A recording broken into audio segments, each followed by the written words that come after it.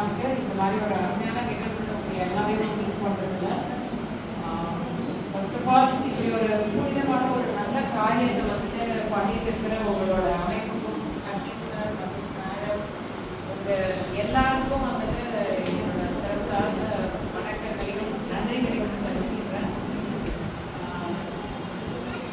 ஆக்சுவலாக லைஃப்பில் வந்து நம்மளோட வாழ்க்கையினுடைய முழுமை எங்கே இருக்குது அப்படின்னா, அந்த வாழ்க்கை வந்துட்டு மித்தவங்களுக்கு இந்த உலகத்தில் நம்மையும் நம்ம குடும்பத்தையும் சாராத மற்றவங்களுக்கு நாம் என்ன மாற்றங்கள் பண்ணுறோம் அப்படிங்கிறத வச்சு தான் அந்த வாழ்க்கையினுடைய முழுமையும் நிறைவும் இருக்குது அப்படிங்கிறது எல்லா வரையும் போதிக்கிற ஒரு விஷயம். ஸோ அந்த விஷயத்தில் ரொம்ப அருமையான ஒரு முன்னெடுப்பு இது. 20 வருடமாக உங்கள் எல்லாருக்கும் சொல்ல போனால் வாழ்க்கையில் உங்கள் கால நீங்கள் நிற்கிறதுக்கான ஒரு அருமையான வாய்ப்பு அளிக்கப்பட்டிருக்கு. ஸோ சின்ன ஸ்டோரியோட நான் என்னோட உரையை முடிக்கிறேன். ஒரு ஊரில் ஒரு சின்ன பொண்ணு இருக்குது. அந்த பொண்ணோட பேர் கரெக்டாக சொல்கிறேன். அந்த சின்ன பொண்ணுக்கு அஃப்கோர்ஸ் எல்லாருக்கும் லைஃப்பில் சின்ன சின்ன கஷ்டங்களெல்லாம் வரதான் செய்யும்.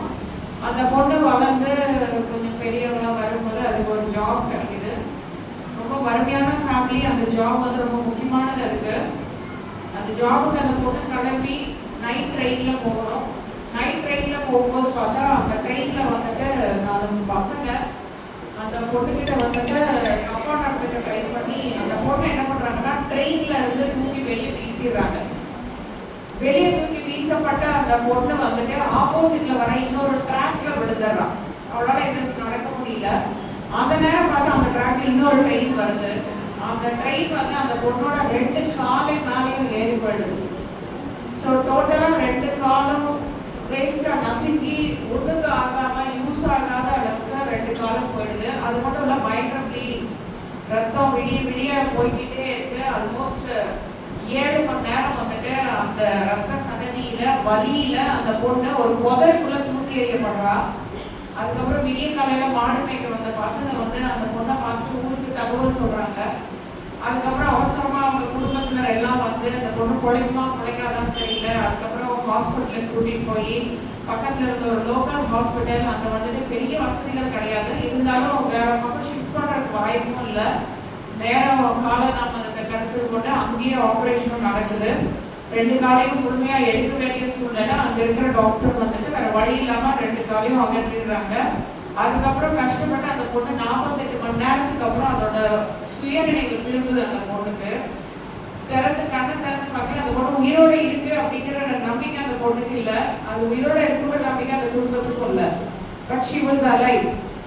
ஸோ அதுக்கப்புறம் அந்த பொண்ணு தனக்கு நேர்ந்த இந்த அநியாயத்தை நான் வந்துட்டு வெளிச்சத்துக்கு கொண்டுட்டு வரணும் அப்படின்ட்டு நிறைய போராடி நிறைய நல்ல மனிதர்கள், பெரிய மனிதர்களுடைய உதவிகளெல்லாம் வந்துட்டு தன்னோட குடும்பத்தோட சப்போர்ட்டோட, ஊர் மக்களோட சப்போர்ட்டோட எல்லாத்தையும் வந்துட்டு ரீச் பண்ணி தனக்கு 2 காலம் ப்ராஸ்தட்டிக் கால்ஸ் வந்துட்டு 2 ப்ராஸ்தட்டிக் லிப்ஸ் வந்து ப்ரொவைட் பண்ணுறாங்க. அதுக்கு அதை வச்சு அது நடந்து பழகி அதுக்கப்புறம் கொஞ்சம் கொஞ்சமாக வந்துட்டு தனக்கு அதுக்கிட்ட தொலையாம இருக்க ஒரே விஷயம் என்னன்னா அதோட நம்பிக்கை, அதோட தன்னம்பிக்கை. ஸோ அதை வச்சு மெதுவாக நடந்து ரன் பண்ணி ஸோ மலை ஏற்றம் பழகி அதுக்கப்புறம் இன்னைக்கு வந்துட்டு பார்த்தீங்கன்னா எவரெஸ்ட் உச்சியை அடைஞ்ச முதல் மாற்றுத்திறனாளி அப்படின்னு சொல்ற அருணிகா சின்ஹா அப்படின்னு சொல்லிட்டு அருணிகா சின்ஹா வந்துட்டு இன்னைக்கு வந்து உலகத்தினுடைய அத்தனை பெண்களுக்கும் தன்னம்பிக்கைனா என்னங்கிறதுக்கான ஒரு மிகப்பெரிய முகதாகும். ஏன்னா இத்தனை போனதுக்கு அப்புறமும் வாழ்க்கையில வந்து அந்த மாதிரி ஒரு உயரத்தை அடையணும் அப்படிங்கிறதுக்கு மனசளவுல ரொம்ப பெரிய ஒரு தீர்மானம் வேணும், ரொம்ப பெரிய ஒரு உறுதி வேணும். ஆனா லக்கீலி கடவுள் அந்த உறுதிய ஒவ்வொரு பெண்ணுக்குள்ளேயும் கொடுத்துருக்க. எத்தனை பேர் நம்ம அதை உணர்ந்திருக்கோம், எத்தனை பேர் அதை யூஸ் பண்ணியிருக்கோம் அப்படிங்கிறது தான். ஸோ இது அத்தனை பேருக்கும் பொதுவான இது கதை கிடையாது, உண்மையான ஒரு வரலாறு. ஸோ இன்னைக்கு வந்து அவங்க நமக்குள்ள ஆக்சுவலா உயிரோட இன்னும் இருக்காங்க. She is so young. So நீங்க வேணா கூகுள் பண்ணி பார்க்கலாம். அண்ட் இன்னைக்கு உங்களுக்கு கொடுக்கப்பட்டிருக்கிற இந்த வாய்ப்பு சார் சொன்ன மாதிரி யாரோட தாட், யாரோட எண்ணம், யாரோட உழைப்பு இன்னைக்கு உங்களுக்கு வந்து ஒரு வாழ்க்கையாக அளிக்கப்பட்டிருக்கு. இது வந்து நீங்க வந்து மீன் பிடிக்க கத்து கொடுத்துருக்காங்க. இதுக்கப்புறம் நீங்க மீனை எப்படி பிடிக்க போறீங்கன்றது உங்க கையில தான் இருக்கு. இது அப்படியே கத்துக்கிட்டோம் ஹாபியா வீட்டுல வச்சு உட்கார்ந்து இருக்கிறதும் உங்க கையில தான் இருக்கு. இல்ல இதை வச்சு அடுத்தடுத்த படிகள் மேல என்னென்னலாம் முன்னேற முடியும்னு எக்ஸ்ப்ளோர் பண்ணி எந்தெந்த வாய்ப்புக்கான கதவுகள் உங்களால தட்டப்படுதோ அத்தனை வாய்ப்புகள்ல இருந்து அதற்கு உண்டான அத்தனை பிரதிபலங்களும் உங்களுக்காக வெளியில வெயிட் பண்ணிட்டு இருக்கு. உங்க முயற்சியை கைவிடாதீங்க.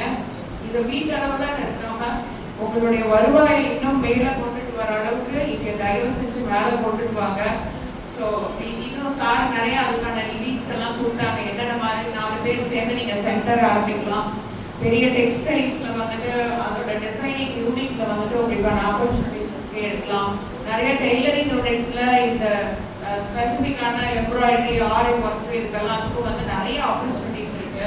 இன்ஃபேக்ட் இதை நீங்க யூஸ் பண்ண ஆரம்பிச்சீங்கன்னா பெரிய அளவில் கொண்டு போக முடியும். இது எத்தனையும் உங்க கையில தான் இருக்கு. அண்ட் கடைசியா நான் சொல்ற விஷயம் என்ன அப்படின்னா, படிப்புக்கு சமமானது இந்த உலகத்துல எதுவுமே இல்லை. ஸோ உங்க குழந்தைகள் உங்களுடைய அடுத்த தலைமுறைகள் அத்தனையும் எக்காரணத்தை கொண்டு படிப்புல மட்டும் காம்ப்ரமைஸ் பண்ணிடாதீங்க. 2வது விஷயம், உங்களுடைய இதுக்கு அடுத்த படியில நீங்கள் வருமானம் பார்க்க ஆரம்பிக்கும் போது முதல் விஷயமா சேமிப்புன்ற ஒண்ணு வச்சுக்கோங்க. நீங்க 1000 ரூபாய் சம்பாதிக்கிறீங்க, உங்களுக்கு அதுல 1000 ரூபாய்க்குமே செலவு இருந்தாலும் பரவாயில்ல, ஒரு 100 ரூபாய் தனியா எடுத்து சேமிப்புக்கு வச்சுட்டு மிச்சத்தை நீங்க செலவுக்குன்னு வைங்க. உங்களால அதை மேனேஜ் பண்ண முடியும். அட்லீஸ்ட் ஒரு 10% சேமிப்புன்னு சொல்லி கண்டிப்பா வச்சுட்டு அதுக்கப்புறம் உங்க செலவுகளை பாருங்க. 3வது நான் சொல்லக்கூடிய